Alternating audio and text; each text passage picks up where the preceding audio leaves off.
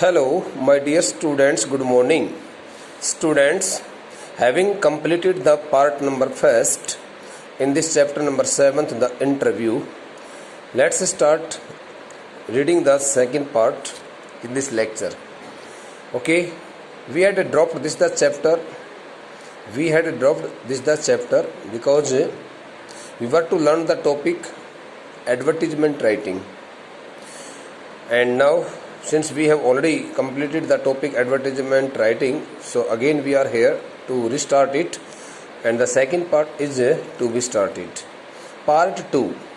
Bete, I think you had got each and everything regarding merits and demerits of the term the interview as explained by the author here, okay, and opened by so many highly educated persons and celebrities. Some had gone in favor of the term interview, whereas some had stood against the term interview. Okay, now the second part also relates itself to an interview which took place between Umberto Eco, a well-known, highly profiled scholar, and a reporter from the Hindu named Mukund Padmanabhan. So here the part second starts with here. I am a professor who writes novels on Sundays, Umberto Eco. The author has entitled this the second part with the statement, I am a professor who writes novels on Sundays. This the statement, as you can see here, is spoken by Umberto Eco while facing an interview with Mukund Padmanabhan. So he made a very simple statement during his interview that he was a professor who always wrote novels on Sundays. The following is an extract. The word extract stands for here just like a passage, okay, long or short passage. The following is an extract means the following is a passage taken from an interview. Here the word taken is not written, but I have added here from an interview of Umberto Eco. The extract, this is the second part which we are going to read at this moment. Okay, bete, this is the second part which we are going to read, okay, at this moment, concerns or relates or belongs to the interview, okay, faced by Umberto Eco. And though the interview was very long, but some important parts of that interview had been included in this chapter. The interviewer is Mukund Padmanabhan from the Hindu. The name of the interviewer is here Mukund Padmanabhan from the Hindu.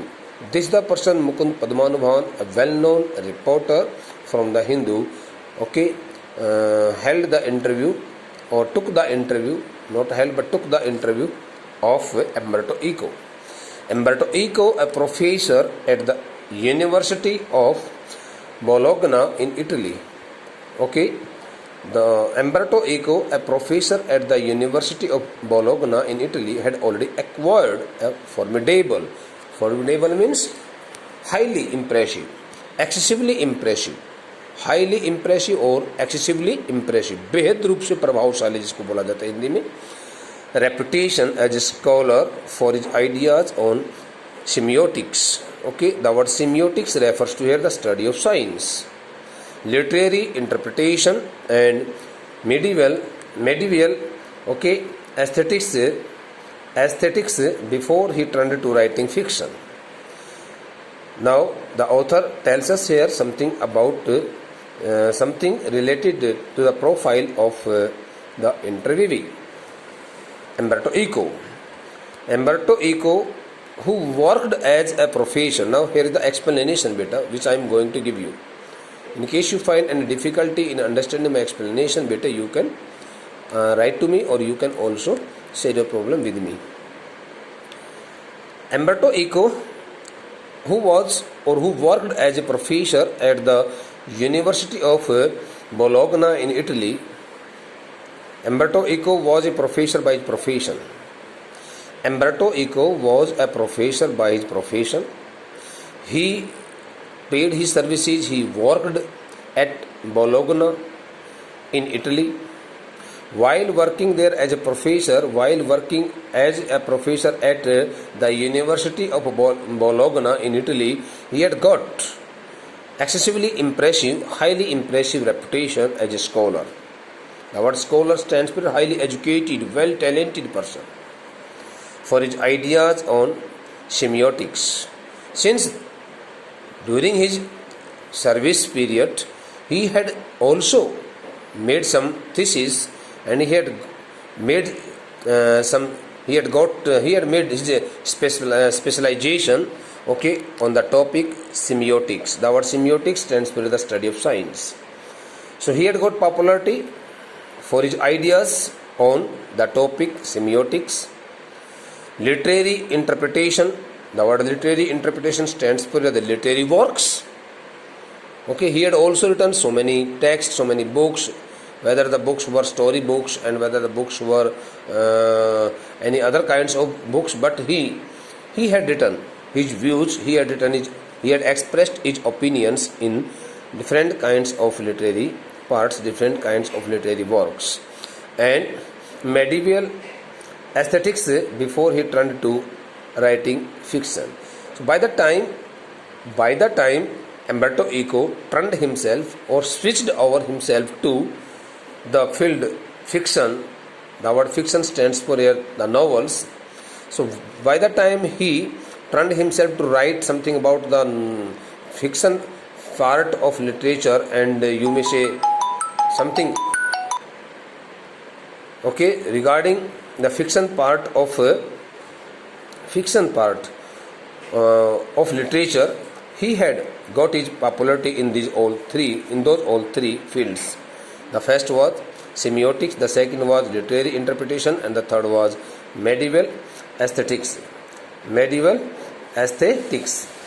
Before he turned to writing fiction.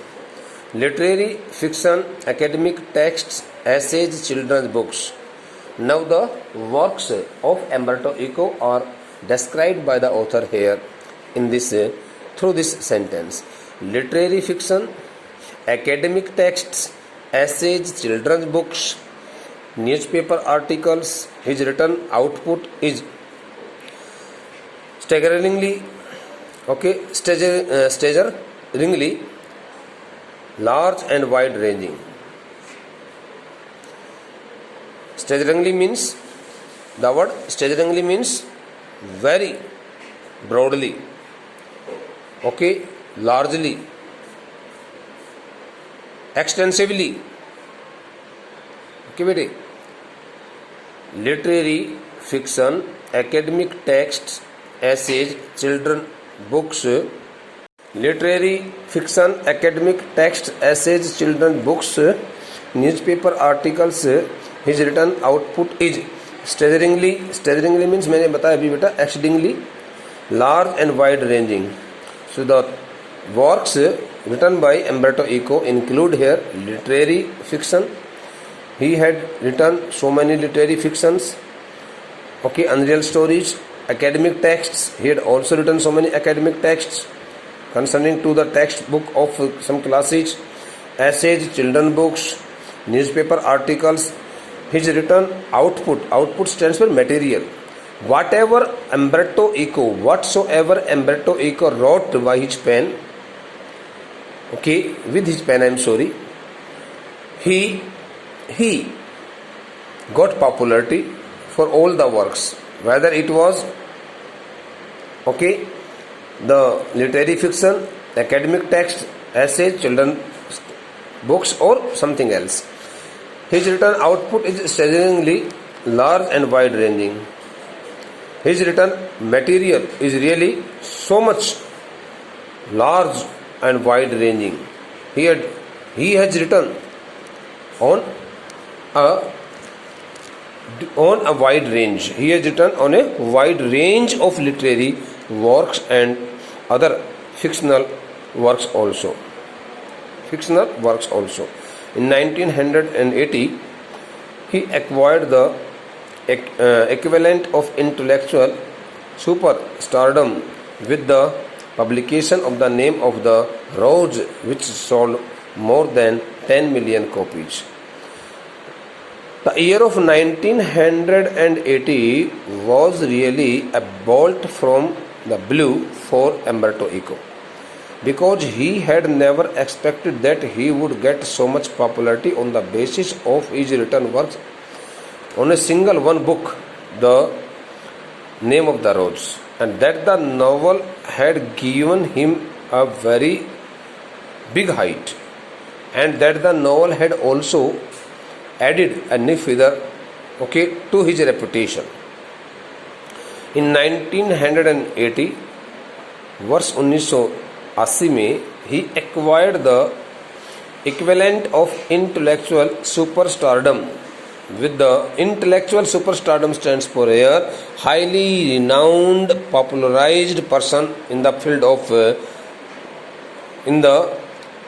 not in the field of but highly intelligent, highly intellectual, highly educated and very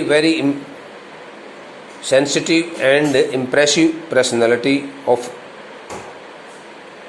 the time. In 1980 he acquired the equivalent of intellectual superstardom with the publication of The Name of the Rose. जब उसने वर्ष 1980 में देखो Umberto Eco wrote a novel in the year of 1980.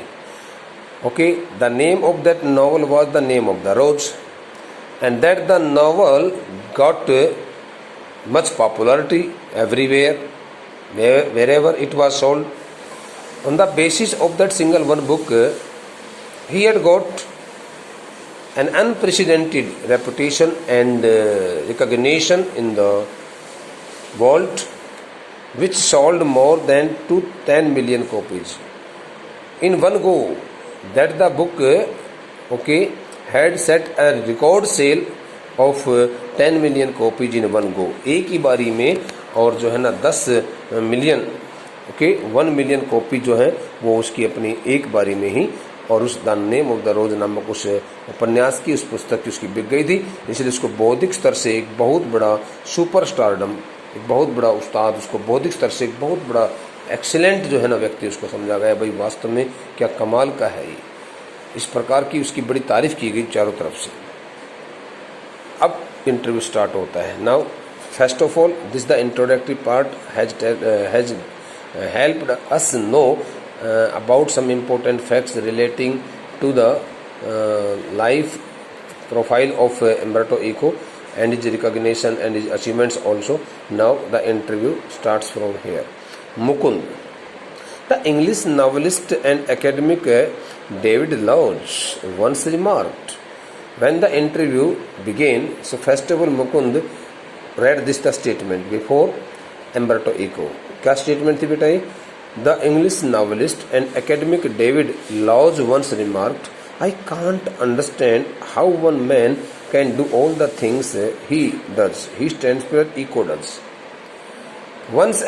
Once this the remark had been made by David Lodge, and David Lodge was also a novelist and academician, and that the novelist and novelist and academic David Lodge had remarked, has expressed his thoughts, saying something about Umberto Eco, and he told the world that he could not understand how one man could do all the things he did. He stands for Umberto Eco. देखो मुकुंद ने जब साक्षात्कार आरंभ किया तो बेटा साक्षात्कार के आरंभ करते ही सबसे पहले और Umberto Eco के सामने इस प्रकार की बात रखी कि भाई एक अंग्रेज उपन्यासकार और एक एकेडमिशियन जो होता है, एकेडमिशियन को हम क्या कहते हैं? एकेडमिक जो होता है वो वही तो होता है ना जिस व्यक्ति को हम एक प्रशिक्षक कहें, प्रशिक्षक के तौर पर जो काम करे उसको एकेडमिशियन भी बोला जाता है, जो एकेडमिक पॉइंट ऑफ व्यू से भी बहुत ज़्यादा पॉपुलरिटी गेन कर जाता हो। तो कहा कि मुकुंद ने कहा कि देखिए श्रीमान जी, इंग्लिश में दोनों का इंटरव्यू होता है, हिंदी में तो हम बता रहे हैं। तो मुकुंद ने Umberto Eco के सामने एक स्टेटमेंट की कि भाई डेविड लॉज नाम के किसी एक उपन्यासकार ने और एकेडमिशियन ने इस प्रकार की टिप्पणी की थी कि मैं इस बात को समझ नहीं पा रहा हूँ कि किस प्रकार से कोई एक व्यक्ति सभी कार्यों को कर लेता है, कर पाने में अपनी सक्षमता दिखा देता है, और वो व्यक्ति कौन है? वह एम्बर्टो इको है। तो एम्बर्टो इको जी, आप इस प्रकार से सब काम कैसे कर लेते हो? आप प्रोफेसर के पोस्ट पर भी लगे हुए हो, आप प्रोफेसर का अपना ड्यूटी भी करते हो, आप पुस्तकें भी लिख लेते हो। एम्बर्टो का जवाब देखिए, Umberto Eco, may B I give the impression of doing many things, so he accepted it that he could be right. David Laws could be right in his remark, because he could give impression of doing so many tasks, so many works. He could give such kind of impression. He could leave such kind of impression on his part, of attending so many duties, so many tasks at a time. But in the end, I am convinced I am always doing the same thing. But again, he also added one more thing in his speech, in his statement, saying that he never considered that he was doing something different. No, but he took all the things as the common ones, and he never thought that he had done something special or he had attempted some special task. No, because he took it all the ordinary task, and he never considered it a very important task. But people might have thought it that Umberto Eco could attend so many jobs, so many works at a time, but it was not so. उसने कहा नहीं, ऐसा कुछ नहीं है। हो सकता है, may be I give the impression of doing many things, हो सकता है कि भाई मेरी तरफ से इस प्रकार से बहुत सारे कार्यों को एक समय एक साथ कर देने का मैं कोई अपना अलग ही प्रभाव शायद हो सकता है कि भाई आम व्यक्ति पर छोड़ रहा हूँ, मुझे तो ऐसा लगता नहीं है। लेकिन आखिर में मैं तो इसी बात को लेकर के अपने आप को विश्वास दिला पाता हूँ, मैं इस बात को लेकर के, और मुझे आई एम कन्विंस्ड का मतलब ये होता है, मुझे इस बात को लेकर के अपने आप को विश्वास दिलाना होता है कि भाई मैं तो जो कुछ भी कर रहा हूँ वो वही चीज़ कर रहा हूँ जो मैं करता रहता हूँ, मैं कोई नई तो नहीं कर रहा। मीन्स मैं अपने रूटीन में जो काम करता हूँ उन्हीं के साथ में सब काम करता हूँ। Umberto Eco meant to say, in the perspective of that, in context of that statement, in context of this statement, Umberto Eco wanted to clarify that he did all the ordinary tasks in his life, in his ordinary life. He never did any extraordinary tasks. Okay, out of the way. वो out of the way कहता है कि मैं जाकर के कोई काम करता ही नहीं हूँ, मैं तो बिल्कुल साधारण तौर से सब काम करता हूँ। Mukund asked which it could be, which that ordinary task was, whether he could tell him about which ordinary task he was talking. क्या आप मेरे को बता सकते हैं श्रीमान जी, आप कौन से सामान्य कार्य की बात कर रहे हो? Umberto Eco, आहा, now that is more difficult to explain. आहा, उसने कहा। Umberto Eco, okay, having a smile on his face, Umberto Eco replied, आहा, how it could be possible that he could explain that the ordinary task before him. Now that it is more difficult to explain, उसने कहा कि देखो मेरे लिए बड़ा मुश्किल है। He took it more difficult task since he could not explain it on his part. I have some philosophical interests. Okay, philosophical. The word bete here aesthetic also stands for philosophical. Medieval aesthetics. Aesthetics means philosophical ideas, very interesting, good ideas. So I have some philosophical interests. उसने कहा कि कुछ इस प्रकार के दार्शनिक कुछ रुचियाँ मेरे अंदर बनी हुई हैं। He specially took some special interest in philosophical ideas, and I pursue them through my academic work, and he also followed them, he also chased them, took them, okay, very interestingly, with the help of his academic works and my novels, and his novels also helped him fulfill that the task of philosophical ideas. देखो इसको दोबारा देखिए। एम्बर्टो ने कहा कि now that is more difficult, यार ये तो बड़ा मुश्किल होगा मेरे लिए इस प्रकार से इसके बारे में कुछ जवाब देना। I have some philosophical interest का श्रीमान जी आप मानिए, शायद पब्लिक को पता नहीं है कि मेरे कुछ अपने दार्शनिक कुछ अभिरुचियाँ होती हैं। आई परस्यू दैम, और उन सभी दार्शनिक अभिरुचियों को मैं आगे लेने के लिए, पाने के लिए इस प्रकार से थ्रू माई एकेडमिक वर्क मैं उनका पीछा करता हूँ। इसका मतलब मैं उनको लेने के लिए आगे अपने आप को बढ़ाता हूँ, मैं उनको पाने के लिए कुछ प्रयास करता हूँ, वो भी मेरे एकेडमिक जो शैक्षणिक जो कार्य होता है प्रोफेसर के रूप में जो अपना कार्य करता हूँ, पढ़ाने लिखाने उस काम के माध्यम से मैं उसको पूरा कर लेता हूँ। एंड माई नॉवेल्स, और मेरे उपन्यास के माध्यम में, even my books for children are about non violence and peace. He also told that his books written for children were also about non-violence and peace। कहा कि बच्चों के लिए लिखी मेरी पुस्तकें होती हैं वो अहिंसा और शांति के बारे में लिखी होती हैं। यूसी, जैसे कि आपको पता है, the same bunch of ethical moral के लिए होता है, philosophical interest. That's why he told Mukund Padmanabhan that he really was the great worshipper of the morality, and he also gave full importance to moral interest, philosophical ideas. And then I have a secret, okay, again he told that he had some secret part in his life also. Did you know what will happen if you eliminate the empty spaces from the universe? Eliminate the empty spaces in all the atoms।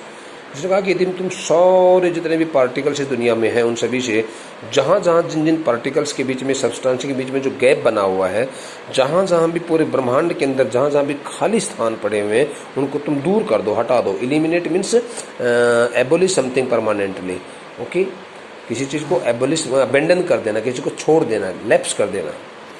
कहा कि ये did you know what will happen, क्या आपको पता है, क्या आप जानते किस प्रकार की घटना घटित होगी यदि आपने सभी खाली स्थानों को, ब्रह्मांड में जितने भी खाली जगह हैं उन सभी को आपने मिटा दिया, तो क्या कुछ होगा।